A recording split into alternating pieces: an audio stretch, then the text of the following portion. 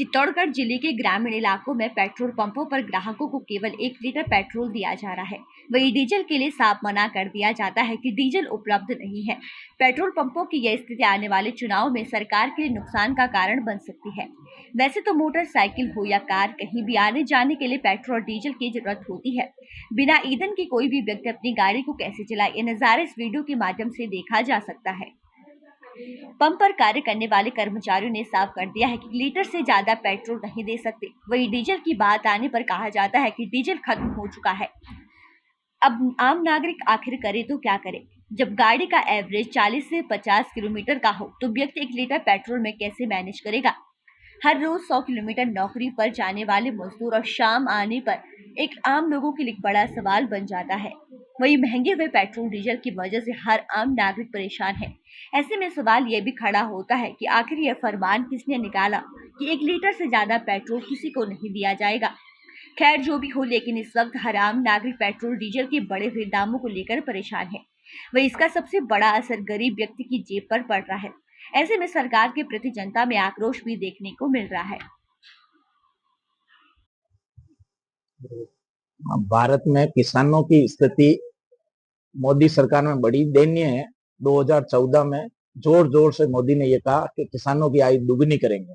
दूसरी ओर किसानों की आमदनी बढ़ नहीं रही है।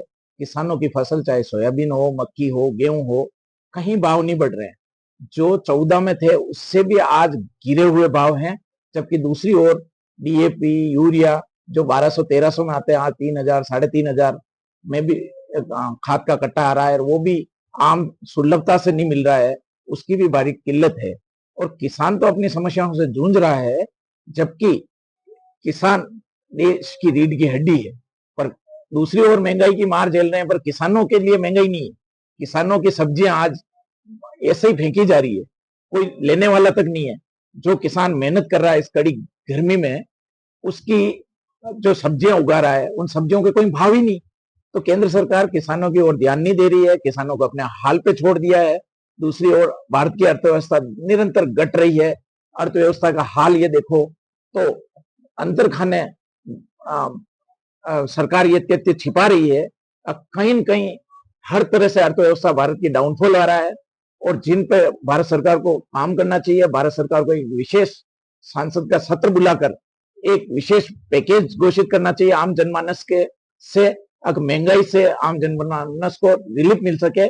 इसके लिए वर्जन सरकार को, प्रदेश की और केंद्र की मोदी जी की सरकार को कोई न कोई ऐसी पुख्ता व्यवस्था करनी चाहिए। और एक और बहुत बड़ा युवाओं के साथ बहुत बड़ा कुटारघात हो रहा है।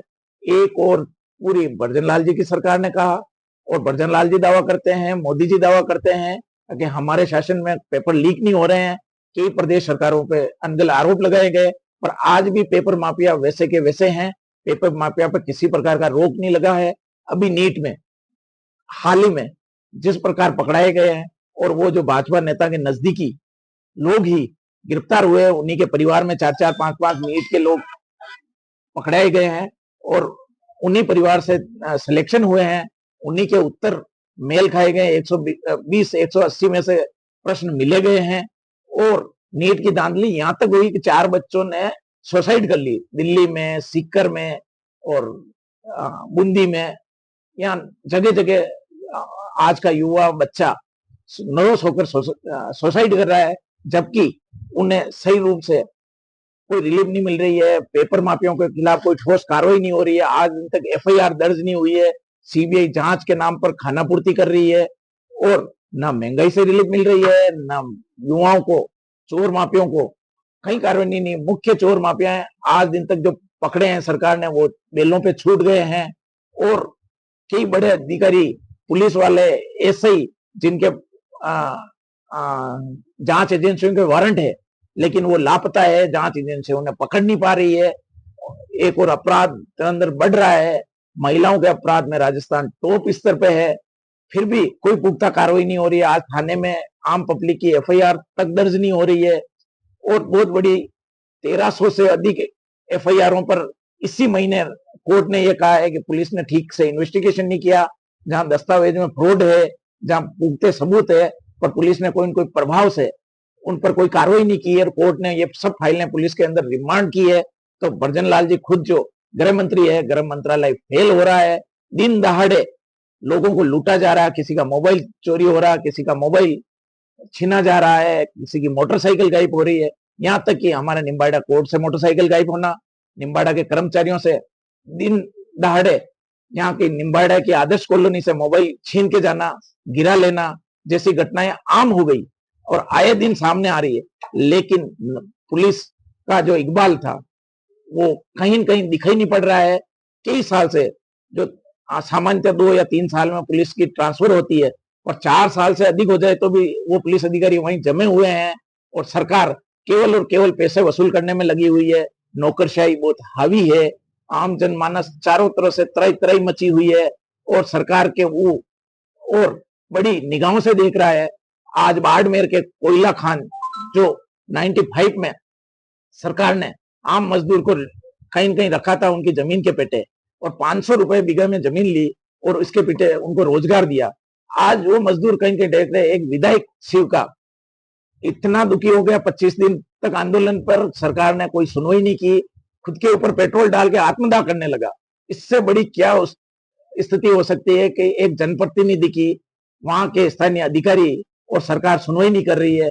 25-25 दिन तक आंदोलन कर रहे हैं, कलेक्ट्री घेर लिए और इतने बड़े आंदोलन के बाद भी सरकार की नींद नहीं खुलनी, ये सरकार की बिल्कुल असंवेदनशीलता सामने आ रही है और सरकार राजस्थान की और मोदी सरकार बिल्कुल फेलियर हो चुकी है। आम जनमानस की कोई भी सुनने और कोई भी रिलीफ देने को लिए तैयार नहीं है और आने वाले युग में ये सरकारें भुगतेगी।